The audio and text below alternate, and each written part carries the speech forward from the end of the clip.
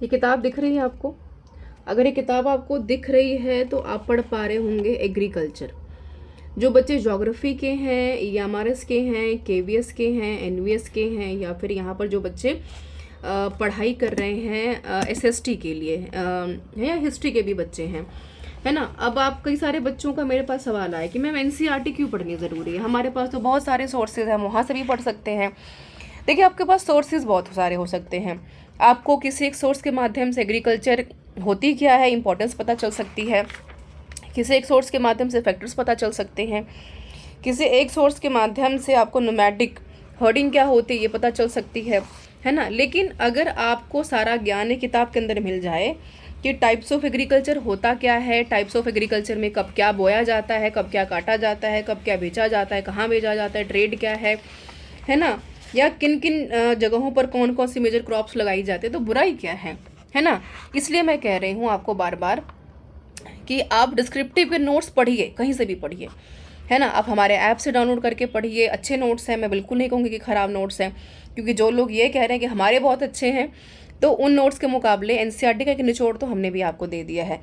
लेकिन महज नोट्स दे देना आपके लिए काफ़ी नहीं है। ध्यान रखिएगा, एनसीईआरटी पढ़ना या एनसीईआरटी को समझ लेना आपके लिए काफ़ी ज़्यादा ज़रूरी है।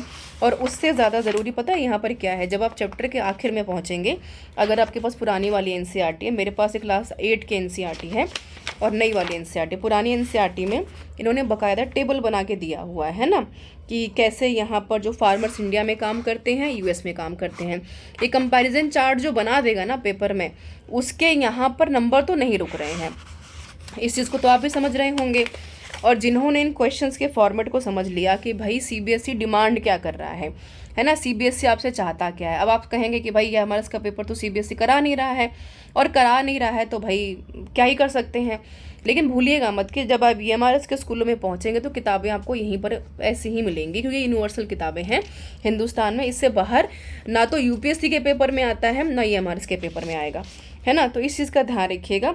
जैसे इन्होंने एक सवाल यहाँ पर पूछा है कि what is the importance of agriculture, factors क्या हैं, डिफरेंसेस क्या है, प्लांटेशन क्या होता है, बायोटेक्नोलॉजी क्या होता है। अब इसके लिए तो मुश्किल हो पाएगा ना कि आप अलग अलग चीज़ों को पढ़ें, रादर के एक चैप्टर से अगर काम चल जा रहा है। अगर एक चैप्टर में ये बता दे रहे हैं कि एग्रीकल्चर डेवलपमेंट होती क्या है, कैसे काम करता है, बेवरेजेस क्रॉप्स कौन सी होती हैं, है ना, सॉइल टाइप कौन सी होती है, प्लांटेशन क्या होता है, मेजर क्रॉप्स कौन सी होती है, इंपॉर्टेंस ऑफ एग्रीकल्चर क्या है, इंट्रो क्या है, साइंस क्या है, आर्ट क्या है, लाइफ स्टॉक क्या होती है, फॉरेस्ट्री क्या होती है, फिशिंग क्या होती है, तो भाई समस्या क्या है। कायदे से बैठ करके इसको पढ़ लीजिए, शॉर्ट नोट एक बना लीजिए, एक्सप्लेनेशन तो आप कर ही लेंगे, क्योंकि समय तो आपको मैनेज करना है। बाकी डिटेल में बात करते रहेंगे। डिटेल वीडियो के लिए don't forget to follow the channel and don't forget to check the video, don't forget to check the app for your detail notes for PGT and TGT. Thank you.